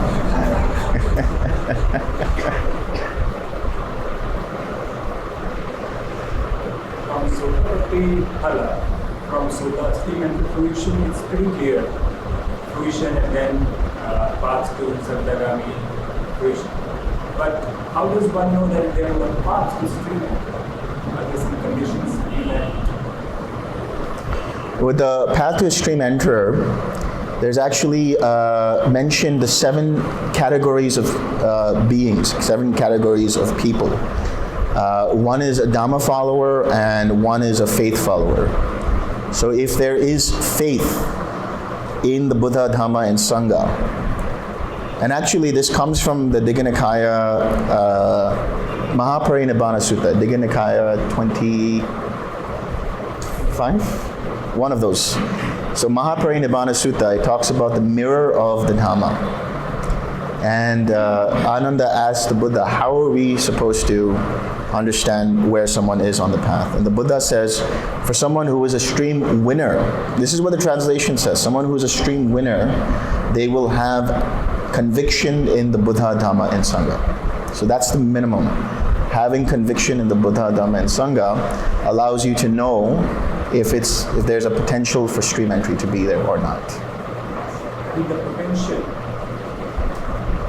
But here, I'm saying potential, but in the suttas it actually says one is a stream winner if one has conviction in the Buddha, Dhamma, and Sangha. When you say having conviction is not just so. It's not just faith, it's experiential conviction. Right. Otherwise, you could just say, I have faith in the Buddha, Dhamma, and Sangha. Yeah. right. Or all the participants here have faith in the Dhamma, Buddha, Dhamma, and Sangha. Yes. But every participant cannot be possibly involved. Right.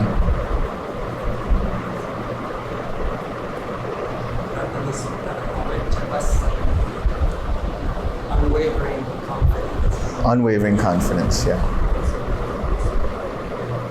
Someone who would just listen to the Dhamma and feel very inspired, that's a faith. It's just like, well, you hear it, you have faith, you pick it up. That doesn't mean you're going to keep it. Right. If you're willing to get deeper into it, you study it, and then you acquire more of the reflective acceptance of the Dhamma. Right. And if you bring that to a deeper commitment, it's so that the awareness, it actually really happens in Right. there. It's, until it gets really Right. unshakable. Because then there's the view attainer, one who has established right view. That's another aspect of entering the stream. And then there's levels of that. There's the mundane level of right view, and then there's the super mundane level of right view. So the view attainer, and so on and so forth. Traditionally, it's been said that the faith follower and the Dhamma follower are entering the stream. But then the view attainer and one liberated by faith have gotten fruition of Sodapati. Can one have conviction and yet still disagree on some level, or have experiences different than the Buddha's experiences? How do you mean exactly? Well, it seems like the faith entrance sometimes can be cultish in a way. I think rather than saying faith, we should say confidence. That is to say, after having tested and seen for oneself, there's clarity in the Buddha, Dhamma, and Sangha. Clarity in why one has confidence in the Buddha, in the Dhamma, and in the Sangha. Can one's direct experience be slightly different than the Buddha's experience, since he does say in the end, I tell you all this, but go find out for yourself also. So can one still say one's convicted, has conviction, and yet has maybe different experiences? Or not? Yes, yes. Like we were talking about, right? Somebody has faith in the Buddha, Dhamma, and Sangha, but just because they have faith in the Buddha, Dhamma, and Sangha, they might not be following the words of the Buddha, Dhamma, and Sangha, and their experience could be different. They're not applying the Eightfold Path. The application of the Eightfold Path is what's required for the experiential confidence in the Buddha, Dhamma, and Sangha. So in another sutta, it's talked about how one who determines and starts walking the Eightfold Path is headed towards becoming a stream enterer. The stream of Dhamma, the stream of Dhamma. What is the stream of Dhamma? It is just this Eightfold Path.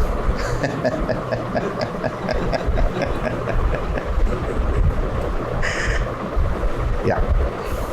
Just expanding on what was. Venerable Sādhu at some point was a streamer. The Buddha asks him, do you believe in this teaching? And says no. So that's kind of where she might be alluding to. Say again? He has to believe in what? You believe in this teaching? In teaching. And he says no. And then Buddha praises, good, you try. Does that happen? I'm not aware of this. Typically, the faith happens because you haven't yet completely experienced by yourself. When Buddha asked from Venerable Sādhu, are you simply believing? He said, no. Because I experience it. I have complete confidence because I experience by myself. I don't need to believe it. Yeah. But would that also be, at that point he was a streamer. People always say, people always say that until I become an Ānanda, I don't know that experience. No, but I think what Bhante is saying is that this happened when Sariputta became an Arhat. Yes. When he became an Arhat, if I'm understanding correctly, please correct me, is that the Buddha asked him, do you believe in the teaching? And Sariputta said, no, I don't, because I have experienced it. But I think that could also apply for a stream enterer, not just an Arhat. Because for a stream enterer, they have had a glimpse into the Dhamma. As a term for a Sādhu, for an Arhat. So that means One who doesn't have faith because he doesn't need it anymore. yeah, because he is completely there. Yeah. So you need some kind of faith, you need some kind of guidance till you attain. So Right. when you are completely there, you don't need anymore. Yeah. It's actually a sequence that happens that not a lot of people pay attention to because a lot less people are interested in the Vinaya. But when you read the Vinaya, it's a sequence that happens a lot.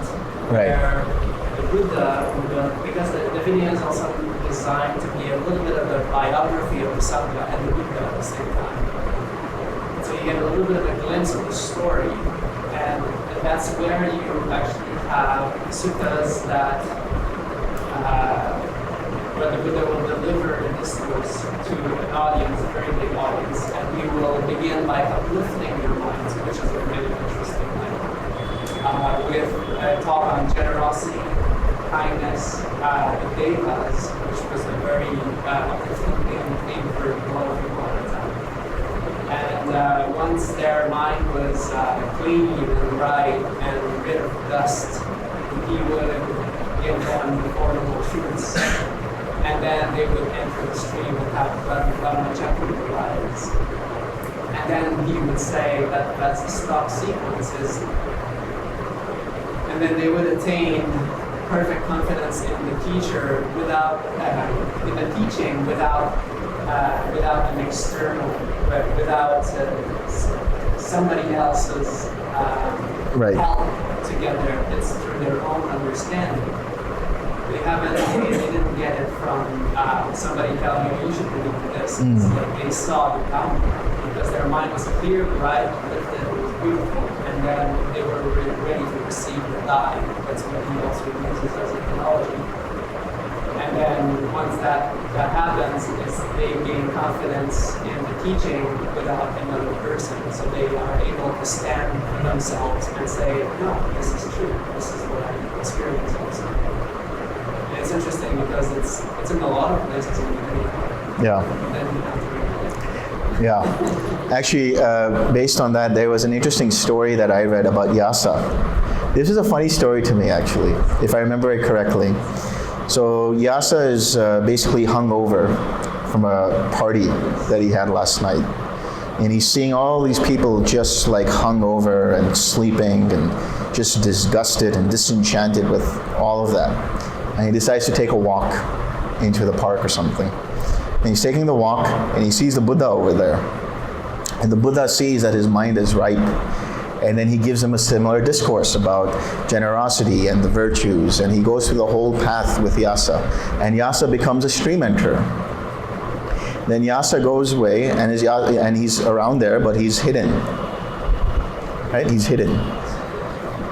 And Yasa's father is looking for him. So Yasa's father asks the Buddha, have you seen my son Yasa? And the way I paraphrase it, the Buddha says, never mind that, let me tell you about this. And then he gives him the whole Dhamma, that same sequence. And then Yasa's father becomes a stream enter. But while Yasa is listening to that, he becomes an arhat. So listening to one time, he becomes a stream enter. Listening to it another time, he becomes an arhat. The same stock sequence.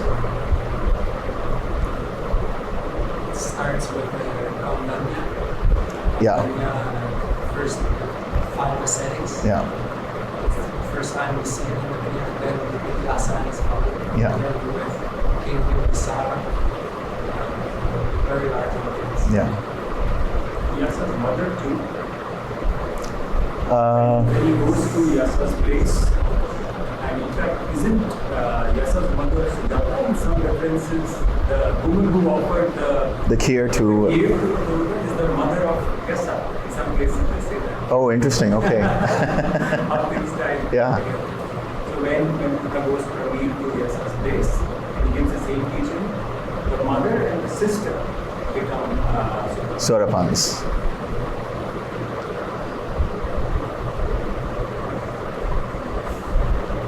All right. Any other questions? Yeah.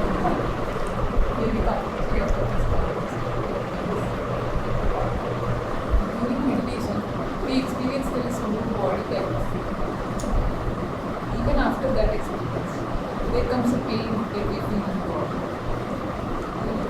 In that moment, then you are not on the object of meditation. If we experience some kind of pain, then there is also a mind that says, no, there is no experience of the body. Then how to deal with that pain? Yeah. So the way to look at that is, when we talk about that kind of pain, we call it meditation pain. And that can arise at any point in your meditation. And that arises because the mind is too fixated on its object. It becomes too focused. And that can create some kind of pain. Or there can arise some level of aversion there. And that manifests as pain and restlessness. That can happen too. The way you know that something is meditation pain is if you get up and move around, that pain disappears. If it's physical pain, you'll still feel it in the body. So really that is mental pain that feels like it's manifesting in some aspect of the body. It can happen in the shoulders, in the neck, in the back, wherever it might be. But that pain, you have to understand as just painful feeling. You cannot 6R away a feeling, a painful feeling. You can recognize your relationship, your mind's relationship to that pain. There is this pain, How is the mind reacting to it? Is there aversion to it? And you let go of that and come back to your object. And generally when that happens, soften the mind. When the mind becomes too hard, too constricted, it can develop as some kind of feeling of pain in the body. There is an interconnection between mind and body. When mind is tired, body feels tired. When body feels tired, mind feels restless. So when you see that, soften, relax more after you siksar, and then come back to your object.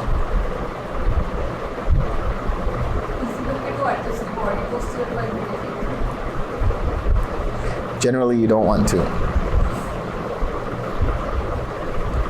Just see through the pain. You don't have to go gung-ho and try to be like, I'm going to stay with the pain. It's not about staying with the pain. It's about being okay that the pain is there. So that means you have to develop more of your equanimity. How do you develop equanimity? Develop more of your collectedness. How do you develop your collectedness? Develop more of your tranquility. Tranquility gives rise to collectedness. Collectedness gives rise to equanimity. Equanimity gives rise to disenchantment. Disenchantment means you don't care about that pain anymore. If it's there or not, doesn't matter.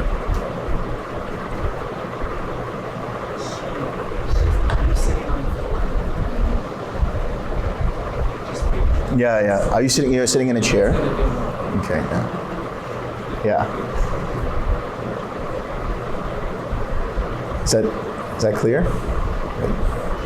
All right. I think everybody's pretty much ready to go.